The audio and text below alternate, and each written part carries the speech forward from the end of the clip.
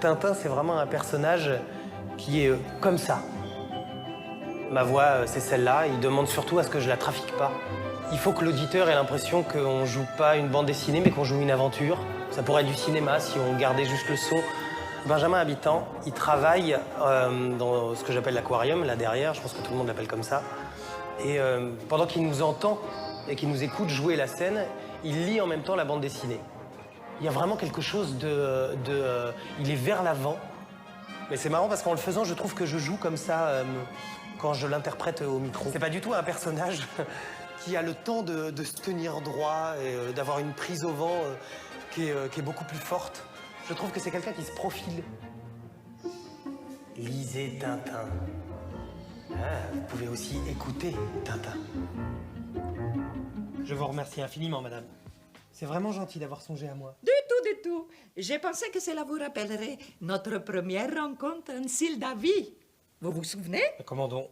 C'est là en effet que je vous ai entendu chanter pour la première fois l'air des bijoux du Faust de Gounod. Ah oui, cet air des bijoux qui... Ciel! Mes bijoux! Il y a un contrat avec la Comédie Française et France Culture et Benjamin Habitant pour monter 5 albums de Tintin. Tintin, quand même, c'est une chose très en mouvement. Ça casse, ça tombe, ça se hurle dessus, ça roule, ça décolle.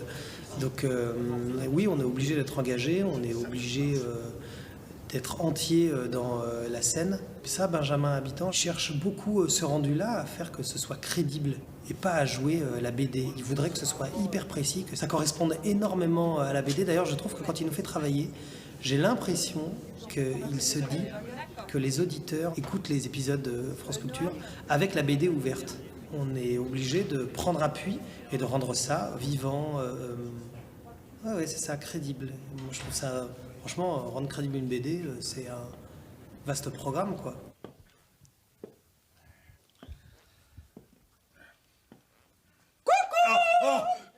Bonjour, capitaine Capoc. Ah, je suis ravie de vous revoir. Comment êtes-vous entré? Notre travail, c'est vraiment de co-fabriquer avec l'auditeur des images mentales. On essaye de recomposer les cadres et les espaces de manière à se passer de tout ajout de texte. Donc la seule voix de narration, c'est celle qui résume les épisodes au début et on essaye de mettre en jeu le corps des comédiens, quoi, et même d'inventer voilà, qu'est-ce que c'est que la corporéité du capitaine Haddock, du professeur Tournesol et Dupont. Sinon, ils seraient simplement tous assis autour d'une table devant des micros. Permettez-moi, madame, de vous présenter notre vieil ami, le professeur Tournesol. Oh, je suis ravie, absolument ravie de rencontrer le célèbre sportif qui a fait de si magnifiques ascensions en ballon. Mes hommages, madame. Je suis particulièrement heureux de faire la connaissance d'une grande artiste. D'une artiste incomparable. D'une artiste qui... Professeur, vous me faites rougir. Je l'espère de tout cœur, madame. Tintin m'a souvent parlé de vos tableaux où la grâce des lignes s'allie à la hardiesse des coloris. Il paraît que vos portraits, surtout, sont d'une ressemblance tout à fait étonnante. Je trouve que dans la vie, on me traite souvent de tournesol parce que je suis facilement tête en l'air et parfois je donne l'impression de débarquer complètement.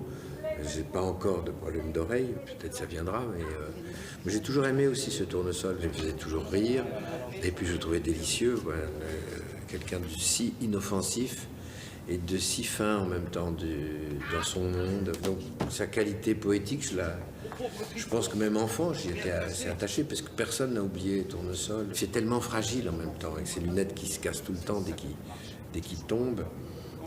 Donc c'est d'essayer de protéger cette fragilité et de lui donner un contenu humoristique et puis poétique si je peux. N'est-ce pas que tu l'aimes déjà, ce bon capitaine Masto?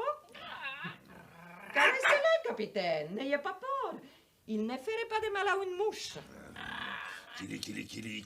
Oh, c'est merveilleux!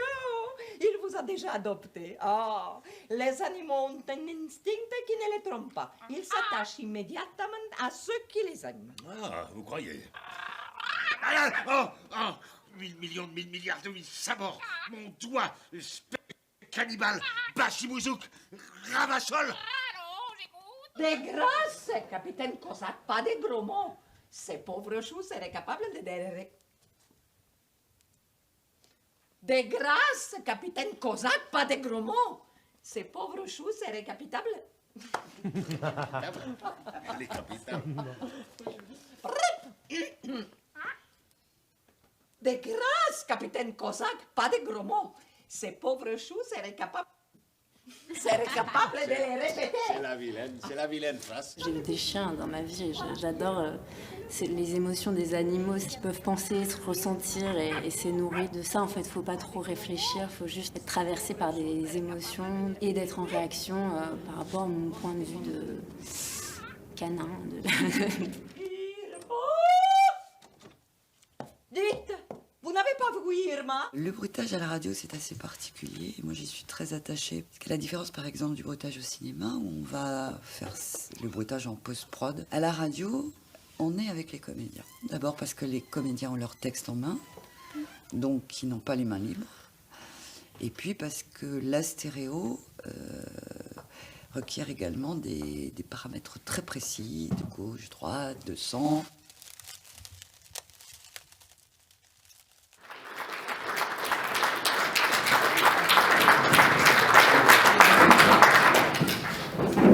Voilà Benjamin Habitant qui est le réalisateur, donc le metteur en scène, mais il n'y a pas de scène, c'est uniquement pour les oreilles, donc un metteur en ondes des aventures de Tintin. Il y en a eu jusqu'à présent 5. Et Benjamin qui est un homme de théâtre, un comédien, metteur en scène, auteur également. Comment t'es-tu intéressé aux aventures de Tintin et comment as-tu eu envie de les adapter pour la radio? Je ne peux pas répondre à la première question parce que je ne m'en souviens pas, ça fait trop longtemps. Sans doute beaucoup d'entre vous, Tintin m'a toujours accompagné. Il y a un certain nombre de choses que j'ai découvertes d'abord dans Tintin avant de les découvrir dans la réalité. Et comment je me suis retrouvé à faire ça? Donc j'ai commencé par faire du théâtre. Et d'ailleurs, il faut peut-être pas trop le dire trop fort, mais une des premières choses que j'ai faites, c'était de mettre en scène dans un cabaret dans Paris des extraits des aventures de Tintin, et notamment on avait fait une mise en scène de la séquence du musical des 7 boules de cristal, qui est ma séquence préférée, qui a beaucoup de sens pour moi, et peut-être je reparlerai tout à l'heure si on entre un peu dans le détail de ce qui a été la boussole de ma réalisation sur cet album. Et puis, quand j'ai été recruté comme réalisateur à la radio, je connaissais déjà un peu la maison, parce que j'y avais travaillé comme comédien dans d'autres fictions, et puis comme auteur. Et puis quand j'ai été recruté, c'est une des premières choses qu'on m'a proposé, Tintin.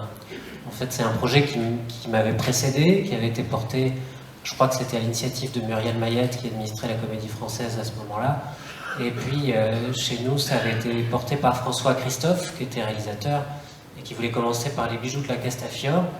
Et puis, il est décédé tragiquement un peu avant mon arrivée, donc on a décidé de ne pas commencer par ça. Et puis, de toute façon, comme Les Bijoux, c'est beaucoup un commentaire des autres, je me disais qu'il fallait d'abord établir la collection. Donc on a commencé par les cigares, et puis quand on m'a proposé ça, c'était très intimidant, parce que j'avais pas fait grand chose à la radio, et je n'avais pas du tout la certitude d'en être capable, mais tant qu'à faire, je préférais que ce soit raté par moi que par un de mes collègues, parce que comme ça, je pourrais m'en prendre qu'à moi-même, et puis je voulais vraiment que ce soit fait sérieusement. Donc j'ai accepté, puis je me suis retrouvé un peu dans la situation du fondeur de cloche d'Andrei Roublev de Tarkovsky, à qui on demande de faire une cloche, et puis personne ne sait si vraiment il va y arriver, lui-même ne le sait pas, et donc je ne savais pas très bien.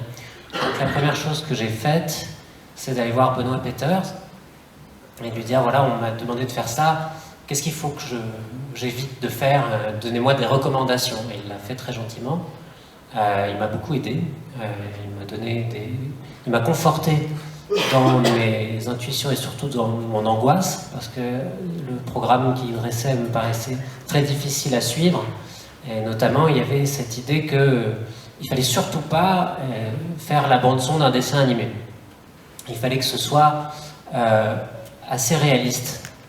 Et il m'a parlé, et ça m'a beaucoup servi, il m'a parlé des films de la Cinecittà, qui étaient entièrement post-synchronisés, dans lesquels, par exemple, une gare était évoquée avec simplement le sifflet d'un train au loin.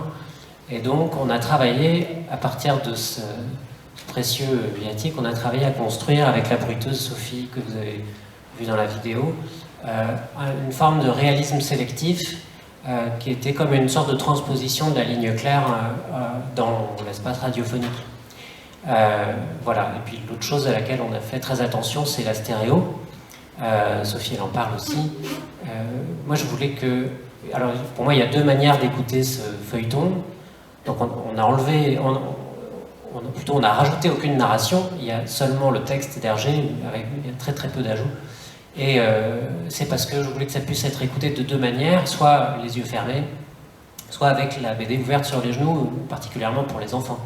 Et donc pour que cette lecture-là soit possible, on a été très attentif à respecter les valeurs de plan, les cadres, et on a passé des heures à retourner la stéréo un peu scène par scène dans les moments où on s'était trompé. Voilà. Et c'est pour ça qu'on avait toujours la BD ouverte avec nous, même si on travaille à partir non pas de l'album, mais d'une adaptation signée par Catel Guillou, qui était faite très intelligemment. Voilà, donc Benoît m'a dit de faire attention à ça. Il m'a dit aussi, tu me dis, Philippe, c'est passionnant.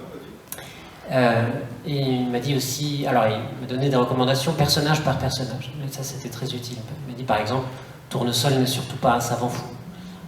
Haddock n'est surtout pas un ivrogne, etc. C'est-à-dire que personne, aucun des personnages ne peut être réduit à sa caricature. Donc ça, c'était précieux.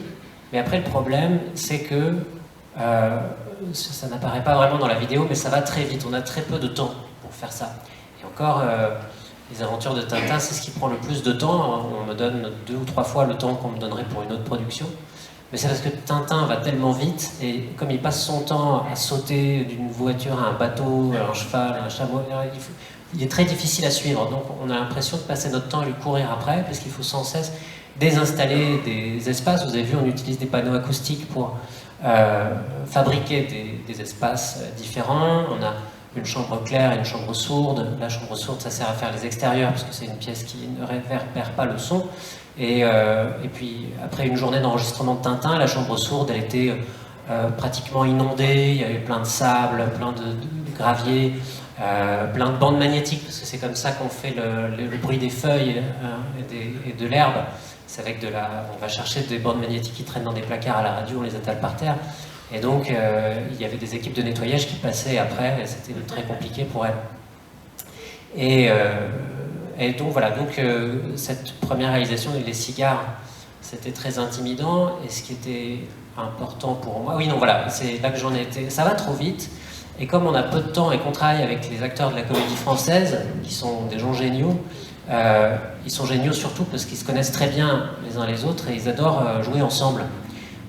Mais ça pose un problème, ça, c'est que quand on les lâche ensemble dans un studio, particulièrement quand ils sont nombreux, parfois on était 20 ou 30 dans le studio, sans compter l'équipe technique, c'est une cour de récréation. Et donc c'est très difficile de les... C'est-à-dire que leur premier jet, c'est toujours immédiatement super bien rythmé, très drôle, mais si je voulais aller un peu plus en profondeur, il fallait que je m'arme de patience et puis que j'arrive à les convaincre de descendre avec moi dans la part d'ombre de Tintin, parce que c'était ça qui m'importait, c'était qu'on puisse aussi avoir un peu peur. Parce que moi, Les Cigares du Pharaon, ça me faisait très peur quand j'étais petit, je sais pas vous, mais je me disais, il faut pas que ça s'adresse à des adultes, pas non plus à des enfants, il faut que ça s'adresse à l'adulte qui est en l'enfant qui est en nous.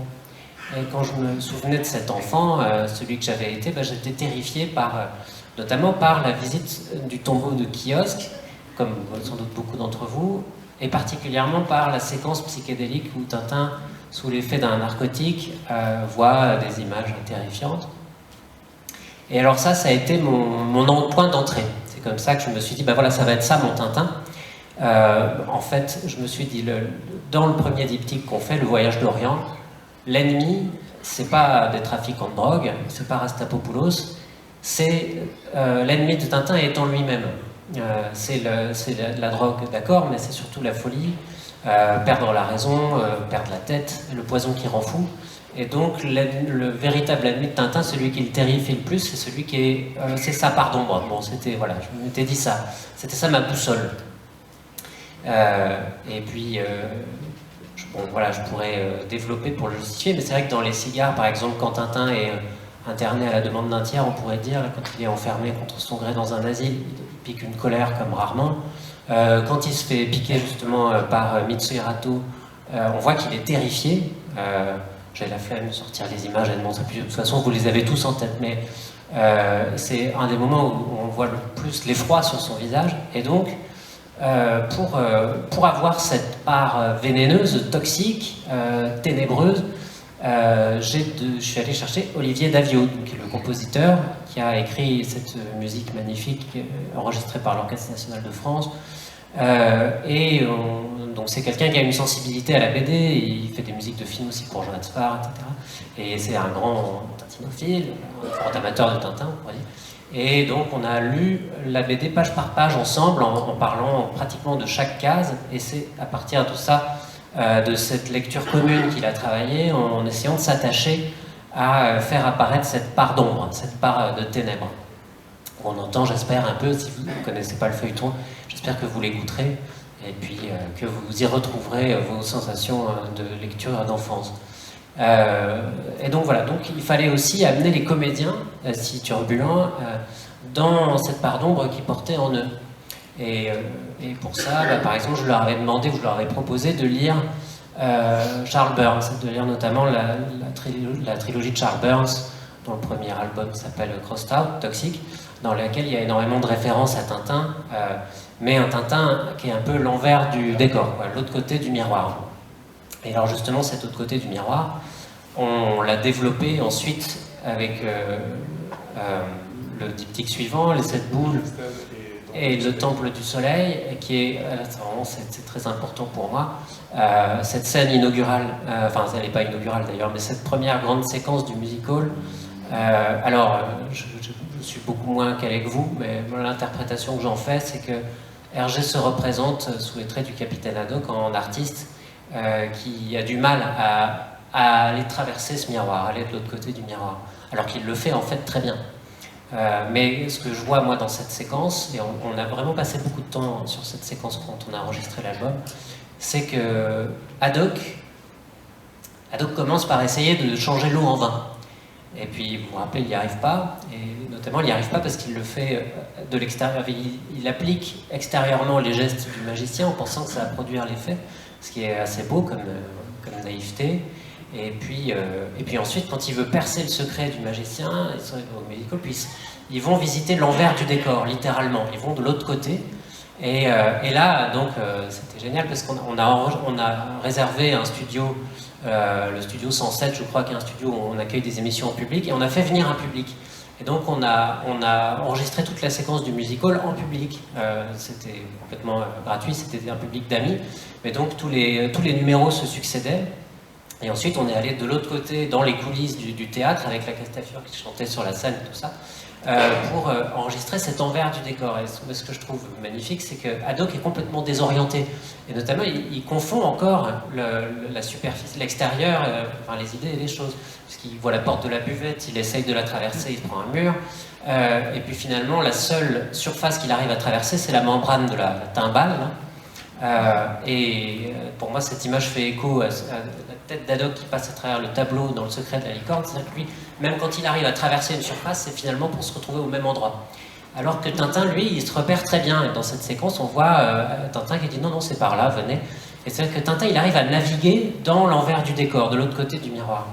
D'ailleurs, il y arrive très tôt, puisque même déjà dans Les Cigares, il y a cette scène, serait-il dans l'arbre ou dans l'arbre? Par le langage, il arrive à ouvrir une porte là où il n'y en avait pas.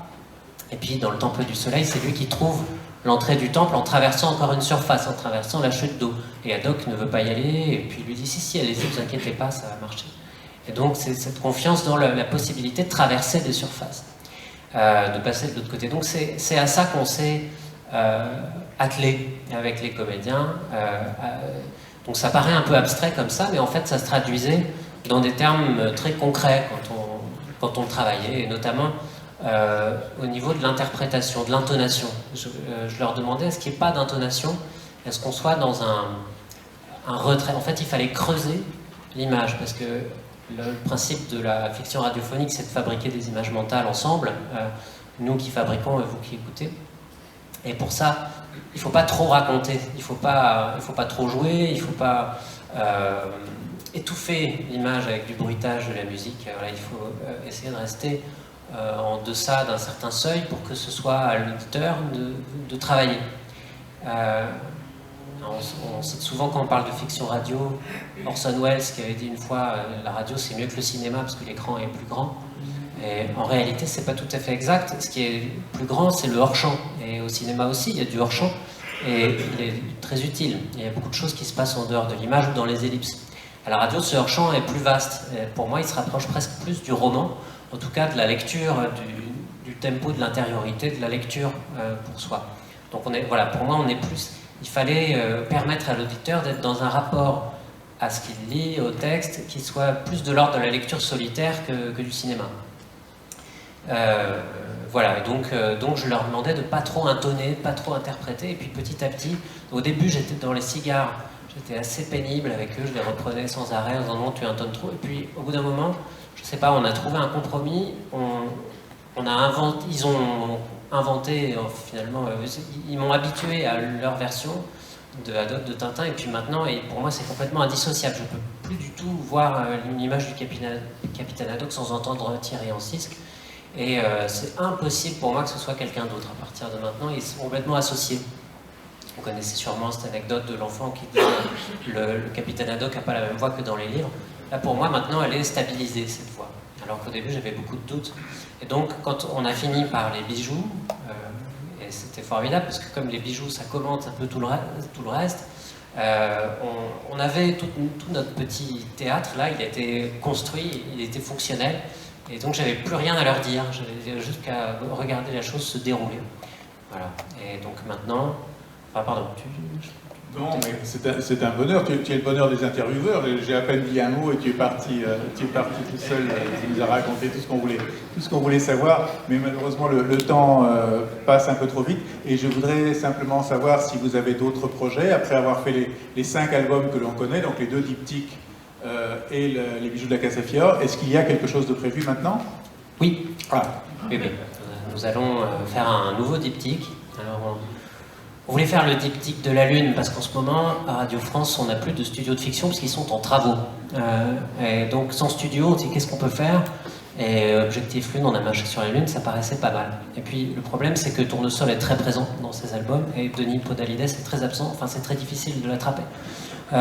Donc là ça paraissait trop compliqué avec son calendrier, donc finalement on va faire Le Secret de la Licorne, qui est très important pour moi aussi parce que l'arrivée du professeur Tournesol, la constitution de cette famille et puis le fait que, désolé pour le spoiler, mais le trésor se trouve en fait derrière le mur de la cave de la maison familiale, donc c'est encore une surface à traverser, un endroit où on pensait qu'il y avait juste un mur, en fait derrière il y avait le trésor.